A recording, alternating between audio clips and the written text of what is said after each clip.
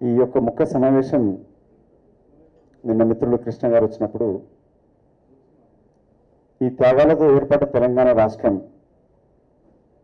అమలు యొక్క త్యాగాలను గుర్తించి ఒక తల్లిగా రాష్ట్ర ఏర్పాటు చేస్తే రాజకీయ లబ్ధి కొరకు కాకుండా ప్రజాస్వామ్యంలో జవాబుదారీతనం ఉండాలి, ఇచ్చిన మాట నిలబెట్టుకుంటూ రాష్ట్ర ఏర్పాటు చేసినాక మరి తెచ్చుకున్న తెలంగాణ రాష్ట్రంలో లేక ఉద్యమంలో కూడా ఉద్యమం మెరుగుపజేయాలంటే కూడా అప్పుడు ఒక దళిత బలహీన వర్గాల అవసరం ఉండే.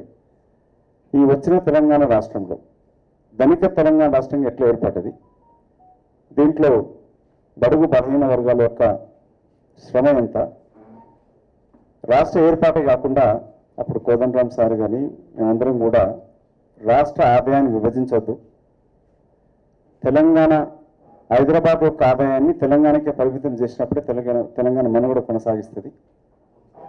ఇవాళ తెలంగాణ రాష్ట్రం వచ్చినందుకే అధిక నిధులు, తెలంగాణ వచ్చినందుకే అభివృద్ధి చెందుతూ ఉంది.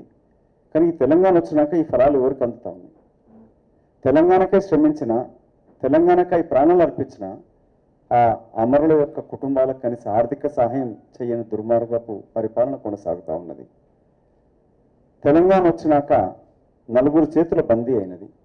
తెలంగాణ రాకముందు సమైక్య రాష్ట్రంలో మనం పోరాటాలు చేసినాం, ఉద్యమాలు చేసినాం, స్వేచ్ఛ ఉండే, మాట్లాడుకునేంత ఫ్రీడమ్ కూడా ఉండేది.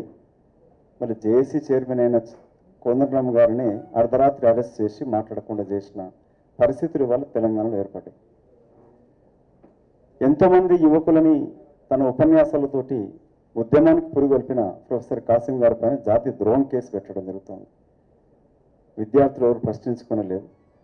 తెలంగాణ వస్తే ధర్నా చౌక్ అవసరం లేదనుకుంటే తెలంగాణ పరిపాలన బాగుంటుంది అనుకున్నాం.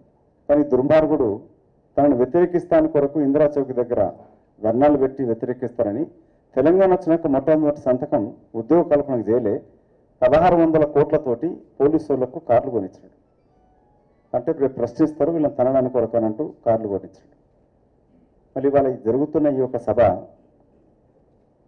త్యాగాలతో ఏర్పడ్డ ఈ తెలంగాణ రాష్ట్రంలో ఈ వనరులు ఎవరికి చెందుతూ ఉన్నాయి?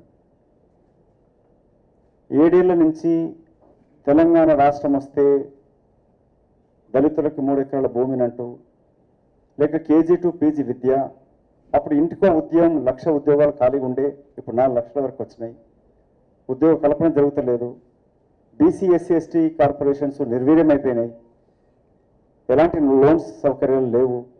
వాళ్ళ ఫీజు రీఎంబర్స్మెంటు 3,000 కోట్ల పైన ఇప్పుడు ఉండడంతో మొన్న వనపర్తిలో ఒక దళిత సోదరి ఇంజనీరింగ్ చదువుతూ 35,000 ఫీజు కట్టే స్థితి లేక వీడియోలో రికార్డు చేస్తూ తల్లిదండ్రులకు భారం కావద్దని ప్రాణాలు అర్పించింది.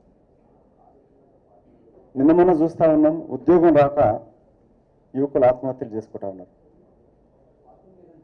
కృష్ణ నాయకత్వం మీరందరూ కూడా డిఎస్సి కొరకు, ఉద్యోగ కల్పన కొరకు పోరాటాలు చేసినారు. కానీ ఇప్పటిదాకా డిఎస్సి సమైక్య ఆంధ్రప్రదేశ్ రాష్ట్రంలో జరిగినాయి, కానీ తెలంగాణ వచ్చినాక మాత్రం జరగలేదు. లెక్చర్ ఫోరంకి వెళ్ళి సత్యం మీరంతా చేసినారు. ఉద్యమం నిద్రపోతున్న క్రమంలో పల్లెరవి గారు జర్నలిస్ట్ ఫోరం ద్వారా రాజకీయ నాయకులను ఉత్తేజం చేసి ఒక తాటికి తీసుకురావడంలో ఎంతో దోహదం చేసినారు. ఇవాళ తెలంగాణ మన ఆకాంక్ష నెరవేరిందా? ఇంతకుముందుకు 2 వారాల క్రితం ఇక్కడ సభ జరిగింది, తెలంగాణ ఆకాంక్ష సాధన వేదిక అంటూ. తెలంగాణ వచ్చినాక మన బిడ్డల భవిష్యత్తు బాగుంటుంది, ఉద్యోగాలు వస్తాయి, బడులు తెరవరా దుర్మార్గుడు అంటే బార్లు తెరుస్తూ ఉన్నాడు. మరి తెలంగాణ తెచ్చుకుంది నల్ల నీళ్ళకో, సన్న బియ్యానికో, బర్లకో, గొర్రెలకో, ఈట తాటి చెట్లకో తెచ్చుకోలేదు. తెలంగాణ వస్తే ఆత్మ గౌరవం, సామాజిక న్యాయం, స్వేచ్ఛ, సమైక్య ఆంధ్ర పాలనలో వలస పాలనలో అన్ని రంగాలకు అన్యాయం జరుగుతూ ఉన్నది. వీరప్ప మొయిలి గారు నేను కలిసి ఒక రిపోర్ట్ ఇవ్వడం జరిగింది. సమైక్య ఆంధ్రప్రదేశ్ రాష్ట్రంలో అగ్రకులాల ఆధిపత్యం కొనసాగుతూ ఉన్నది. రాష్ట్రంలో 85% ఎస్సీ ఎస్టీ బీసీ మైనార్టీ కులాలు ఉన్నారు. ఈ రాష్ట్ర విభజన జరిగితే అటు ఎస్సీ వర్గీకరణ కానీ ఈ అట్టడుగు వర్గాలకు కూడా న్యాయం చేకూరుతుందని వారికి ఒక రిపోర్టు మన్మోహన్ సింగ్ గారికి, సోనియా గాంధీ గారికి ఇవ్వడం జరిగినది.